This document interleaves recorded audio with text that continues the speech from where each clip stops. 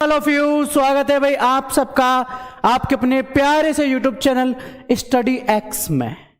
Class 10वीं के बच्चे लगातार अपनी तैयारियों में जुटे हुए हैं। रोज डेली बेसिस पर ना यानी कितने ही बच्चे यूट्यूब पर सर्च करते हैं क्लास 10th हिंदी के महत्वपूर्ण बहुविकल्प प्रश्न, क्लास 10th हिंदी का paper, class 10th Hindi SST के बहुविकल्प प्रश्न। लाइक इस तरीके से बहुत ज्यादा चीजें बच्चे पूछ रहे हैं, खास करके हिंदी को लेकर, क्योंकि 24 फरवरी का पहला पेपर है हिंदी का कक्षा 10वीं के बच्चों का। ठीक है, तो वो 20 महत्वपूर्ण बहुविकल्पीय प्रश्न जो आपको बोर्ड एग्जाम में देखने को मिलेंगे तो वो हम कराने वाले हैं। ठीक है, तो जल्दी से आ जाओ, हमारे सभी बचे हुए जितने भी बच्चे रह गए हैं भाई गलती से जो लाइव नहीं आ पाए हैं, ठीक है, आ जाओ live, then will be start. उसके बाद हम शुरू करेंगे इस क्लास को। ठीक है, देखो मैं आपको थोड़ा सा मोटिवेट कर दूं, थोड़ा सा आपको समझा दूं। बोर्ड एग्जाम कोई तुम्हारे स्कूल की तरह हलवा नहीं है कि तुम गए, सही हुआ तो ठीक है, गलत हुआ तो कोई दिक्कत नहीं है, सर से बात कर लेंगे, सर मैनेज कर लेंगे, है ना। सर से बात करके सब बात करना समझ रहे हो ना, सर से स्वे में थोड़ा बात करना, अरे सर प्लीज देख लो तो कुछ हो जाए तो कुछ सर को देखकर अपना करा लेंगे। भाई ये बोर्ड एग्जाम है, यहाँ पर तुम्हारे परीक्षक और निरीक्षक, यानी कि परीक्षक वो जो तुम्हारी परीक्षा दिला रहे हैं, निरीक्षक वो जो तुम्हारी कॉपियों का निरीक्षण करेंगे, वो दोनों ही अलग हैं। उनको नहीं पता कि तुम कौन हो, क्या हो, कैसे हो, क्या नहीं हो। ठीक है, उनको कोई मतलब नहीं है तुमसे इस चीज में। तो तुमको एक चीज सीखनी और समझनी पड़ेगी कि भैया अगर क्लास 10th में टॉप करना है, 90+ में स्कोर करना है तो मेहनत करनी पड़ेगी, बिना मेहनत के कुछ भी हासिल नहीं होगा। ये बात तुमको समझनी पड़ेगी अच्छी तरीके से, तभी तुम एक अच्छा स्कोर कर पाओगे। बाकी भैया ज़्यादा उम्मीद रखना मत अपने आप से, क्योंकि जब तुम कुछ सीखना ही नहीं चाहते हो, पढ़ना ही नहीं चाहते हो खुद से, तो फिर आपको कोई भी कितना भी मोटिवेट कर ले, ठीक है, आप कभी नहीं हो सकते। और देखो मैं ये कहता हूँ, अच्छे विचारों से, अच्छी बातों से कोई मोटिवेट नहीं होता। मोटिवेट होता है अपने परिवार को देखकर, अपने माता पिता की उम्मीदों को देखकर कि भाई मेरे माँ बाप जो है मुझसे क्या उम्मीदें लगाए हुए हैं, वो कह रहे हैं कि मेरा बच्चा जो है ये करेगा वो करेगा, लेकिन बच्चा तो कुछ और ही कर रहा है। तो कक्षा 10वीं में जितने बच्चे भटक चुके हैं वो स्टडी पर फोकस करो, पहली चीज। ठीक है, चलिए तो सबसे पहला प्रश्न है आपके सामने ये, अमरकांत जी ने स्वाधीनता संग्राम में कब भाग लिया? सन 1943 में, सन 1941 में, सन 1942 में, या फिर सन 1939 में? बताओ भाई, अमरकांत जी ने, बताइए जल्दी से, जल्दी जल्दी आंसर करिए भाई सभी बच्चे। अमरकांत जी ने स्वाधीनता संग्राम में भाग कब लिया?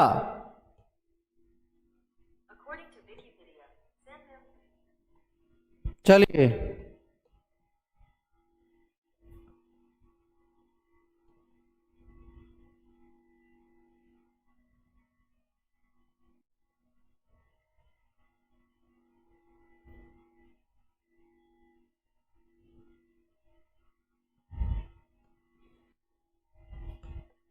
चलिए, पता है नहीं? जितने भी बच्चे सी यानी कि 1942 में आंसर कर रहे हैं उनका आंसर सही है, एकदम राइट है। अगला प्रश्न, मौत का नगर किसकी रचना है? अमरकांत जी की, रामचंद्र शुक्ल का, बाबू राम सक्सेना का, या फिर गुड़ाकर मुले का? बताओ भाई, बताइए जल्दी से। मौत का नगर किसकी रचना है?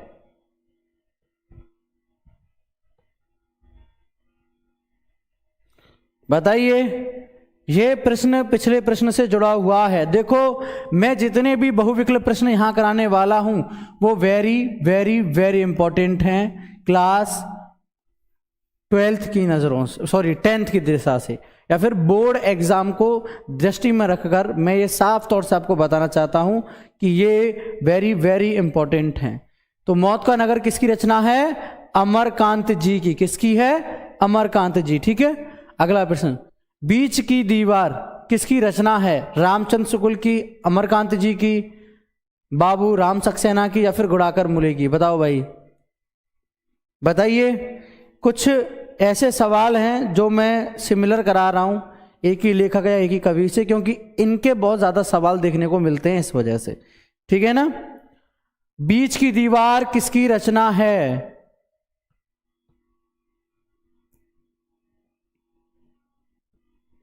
चलिए, हिंट तो मैंने दे दिया है, समझ गए होंगे तो जवाब अच्छे से दे पाओगे, क्योंकि इनके जो प्रश्न हैं वो बोर्ड एग्जाम में बहुत देखने को मिलते हैं, लाइक इस टाइप से। तो इनको मैं इसीलिए लेकर आया हूं, क्योंकि लगातार हमारे यूपी के जो 7 सेट आते हैं, उन 7 सेटों में अमरकांत जी की रचनाएं बहुत ज्यादा घूमी हैं। ठीक है, अमरकांत यानी बी में जो आंसर कर रहे हैं सही है। अगला प्रश्न, छत्रसाल दशक किनकी रचना है? पद्माकर की, बिहारी की, भूषण की या फिर मतीराम की? बताओ भाई, बताइए जल्दी से। छत्रसाल दशक किसकी रचना है? आंसर करिए, करें आंसर।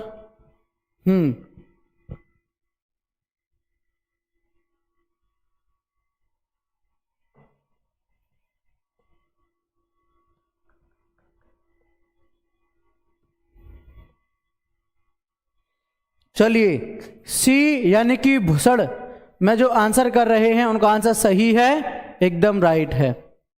अगला प्रश्न, कला और बूढ़ा चांद के रचनाकार हैं जयशंकर प्रसाद, गिरिजा कुमार माथुर, सुभद्रा कुमारी चौहान या फिर सुमित्रा नंदन पंत जी? बताइए भाई, बताइए, कला और बूढ़ा चांद के रचनाकार हैं।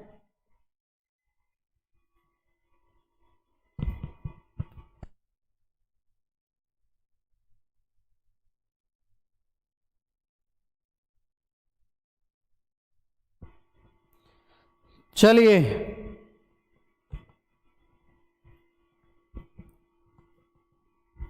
करिए आंसर जल्दी से, 5 में का। डी यानी कि सुमित्रा नंदन पंत में जितने भी बच्चे जवाब दे रहे हैं उनका जवाब सही है। अगला प्रश्न, 9-2-11 होना मुहावरे का अर्थ है रुक जाना, भाग जाना, मार देना या फिर मर जाना? बताओ भाई, 9-2-11 होना इस मुहावरे का अर्थ क्या है? अरे पता होगा जवाब तो, वैसे तुमको मुहावरे तो पढ़े ही है ना, पढ़े हैं या नहीं, ये बताओ, बोलो यस और नो। पढ़े हैं तो आराम से जवाब दे पाओगे, नहीं पढ़े तो भैया कठिनाई तो फिर तुमको आनी।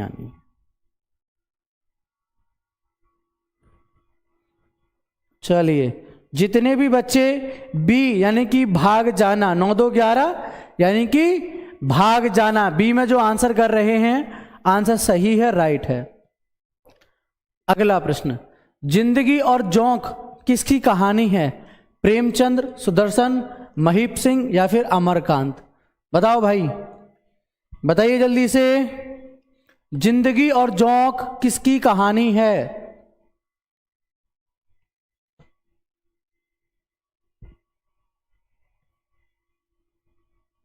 चलिए,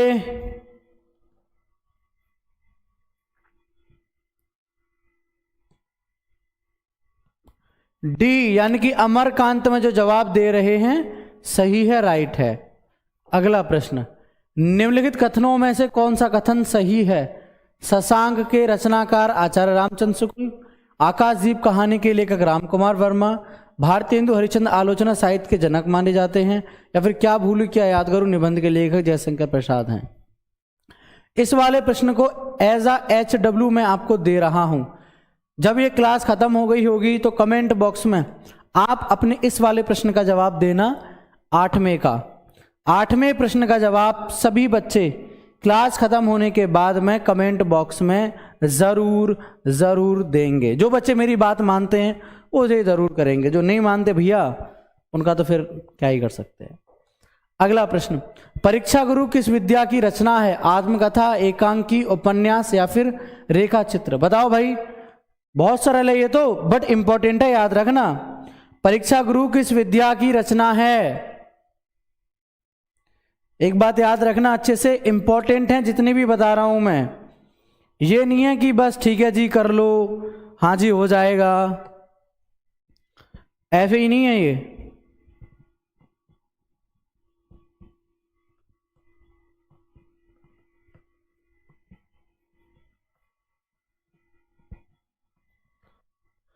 उपन्यास यानी कि सी में जो जवाब दे रहे हैं उनका जवाब सही है, एकदम राइट है। अगला प्रश्न, बाण भट्ट की आत्मकथा के रचनाकार हैं जयशंकर प्रसाद, हजारी प्रसाद द्विवेदी, रांगे राघव या फिर धर्मवीर भारती। बताओ भाई जल्दी से आंसर करिए इसका। बाण भट्ट की आत्मकथा के रचनाकार हैं। इन बहुविकल्प प्रश्नों को जो मोस्ट मोस्ट मोस्ट इंपॉर्टेंट हैं, इनको तो ये समझ लो इस तरीके से घोलकर पिला दूंगा जैसे कि चाय में दूध में चीनी को मिलाकर पिला देते हैं। बट होगा जब मुझे तुम घुमाने दोगे। अगर तुम घुमाने ही नहीं दोगे तो फिर कैसे चलेगा? बताइए, बाण भट्ट की आत्मकथा के रचनाकार हैं कौन हैं? बाण भट्ट की आत्मकथा के रचनाकार, आंसर करिए।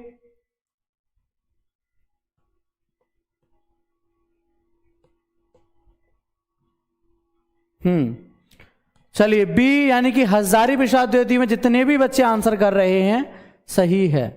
अगला प्रश्न, रस के कितने अंग होते हैं? 5, 4, 3 या फिर इनमें से कोई नहीं? बताइए भाई जल्दी से बताइए, रस के कितने अंग होते हैं? आंसर करें। रस के कितने अंग होते हैं?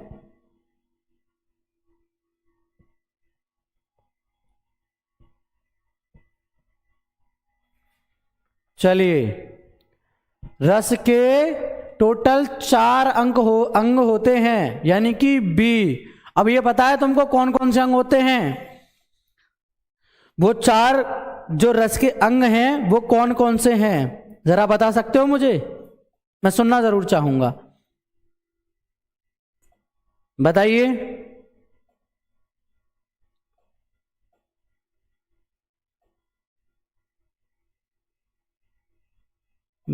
चलिए कोई बात नहीं, जितना कर सकते तो उतना किया। स्थायी भाव, विभाव, अनुभाव और संचारी भाव, ये रस के 4 अंग होते हैं। ठीक है। अगला प्रश्न, पायो जी मैंने राम रतन धन पायो, पंक्ति में कौन सा अलंकार है? उपमा, रूपक, उत्प्रेक्षा या फिर यमक? बताओ भाई। पायो जी मैंने राम रतन धन पायो, पंक्ति में कौन सा अलंकार है? बताइए भैया। पायो जी मैंने राम रतन धन पायो, रूपक अलंकार है, बी। ठीक है। नहीं पता था क्या? मुझे पता है भाई तुमको नहीं पता था। चलो कोई नहीं, जितना कर सकते थे उतना कर लो, बाकी में हम किस लिए हैं। सोटा के पहले चरण में कितनी मात्राएं होती हैं? 13, 12, 11 या फिर 16? बताओ भाई। सोठा के पहले चरण में कितनी मात्राएं होती हैं?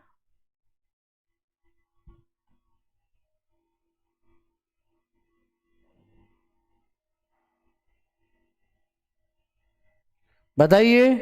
13, 12, 11 या फिर 16?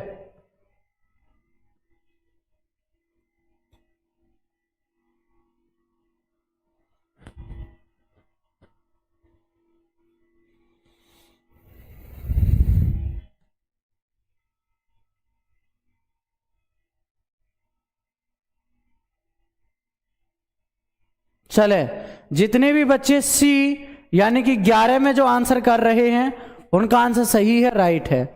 अगला प्रश्न, निर्दय शब्द में प्रयुक्त उपसर्ग है दव, नीर, नी या फिर नूर? बताओ भाई। निर्दय शब्द में प्रयुक्त उपसर्ग है।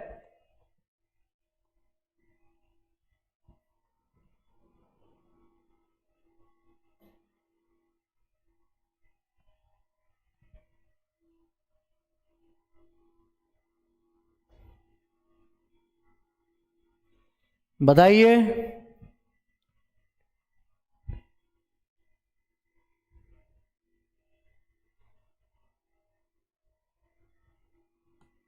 वैसे तो इनमें से था तो ये, इसमें इस तरीके से एक डंडा लगता, लेकिन इसमें लगा हुआ नहीं है, तो इनको छोड़ो। इसका सही आंसर ये है, ठीक है, ध्यान रखना।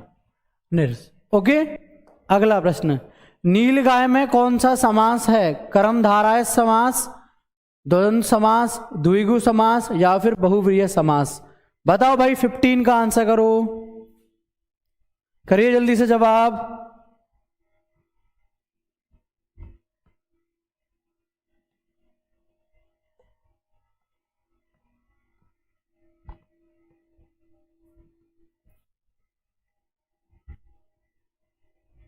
बताइए भाई, ए बी सी डी ऐसे बता दिया करो ना। 15 का ए है या 15 का सी है या 15 का डी है, इस तरीके से ऐसे बना दिया करो। 15 डॉट ए या 15 डॉट डी या 15 डॉट सी, इस तरीके से आंसर कर दिया करो, सिंपल है। इतना भी नहीं कर पाओगे क्या?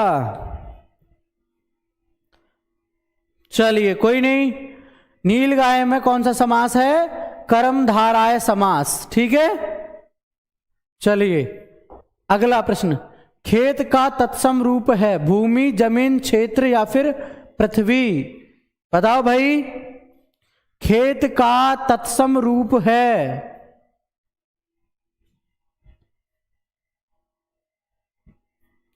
बताइए जल्दी से।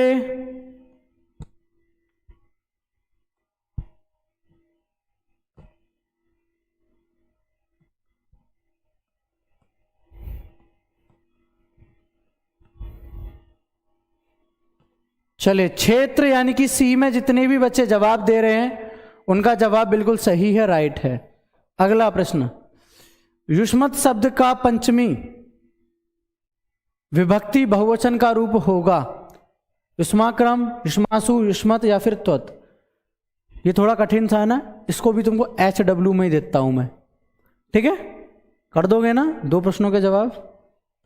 अगला प्रश्न, भाववाच्य में किसकी प्रधानता है? कर्ता की, कर्म की, क्रिया की या फिर इनमें से कोई नहीं? बताओ, बचाओ भाई, सॉरी बताओ, बचाओ नहीं बताओ, ओके। भाववाच्य में किसकी प्रधानता होती है?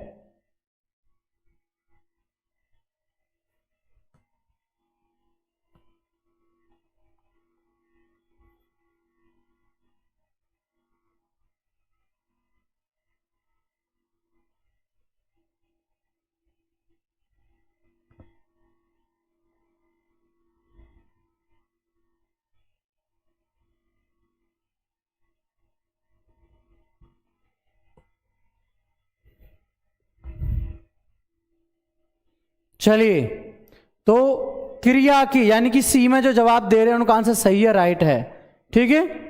राम तेज दौड़ता है, ठीक है, या फिर वो खाना खाता है, ये क्या है? क्रिया में आता है भाववाच्य, ठीक है, तो क्रिया की प्रधानता है।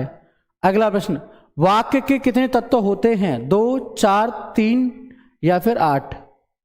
बताओ भाई, वाक्य के कितने तत्व होते हैं?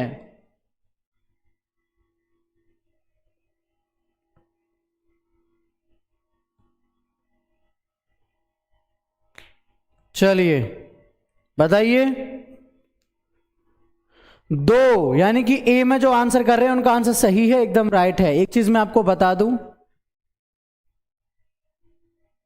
इन प्रश्नों को नोट कर लेना, और आपको लगे कि भाई सर ने ये इंपॉर्टेंट बताया था, ये इंपॉर्टेंट है, तो उसको जो वो स्केच वाले कलर होते हैं, जो पेंसिल वाले जो होते हैं, उनसे जो है ना हल्का हल्का हाईलाइट कर लिया करो, क्योंकि जो चीज़ डार्क होती है या फिर जो चीज़ें अलग सी दिखती हैं ना, हम उन पर बड़ा ध्यान देते हैं, ठीक है। तो इस बात पर थोड़ा ध्यान देना। नोट्स ऐसे बनाओ कि उनको जब आप रीड करने बैठो तो आप आराम से कर लो। अविकारी पद को अन्य किस नाम से जाना जाता है? अपव्यय पद पर, व्यय पद पर, अध्याय पद पर या फिर इनमें से कोई नहीं? बताओ भाई, बताइए जल्दी से। अविकारी पद को अन्य किस नाम से जाना जाता है?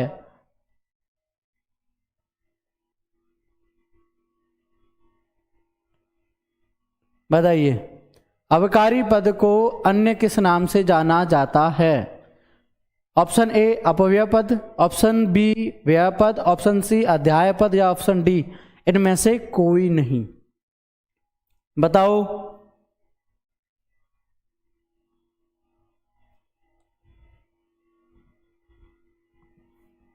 चलिए, डी यानी कि इनमें से कोई नहीं।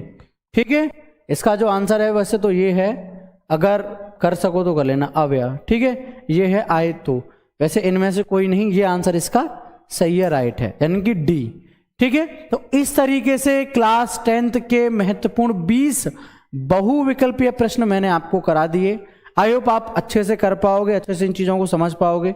ठीक है, कोई भी डाउट क्वेश्चन वगैरह रहे तो पूछ लेना, कमेंट बॉक्स तुम्हारे लिए ओपन रहता है, आराम से वहां कमेंट कर सकते हो। ठीक है, तो फिलहाल इस वीडियो में इतना ही। आई होप आप लोगों को ये वीडियो अच्छी लगी होगी, अच्छी लगी तो दोस्तों के साथ शेयर करना। ओके, टाटा, बाय बाय, जय हिंद, जय भारत।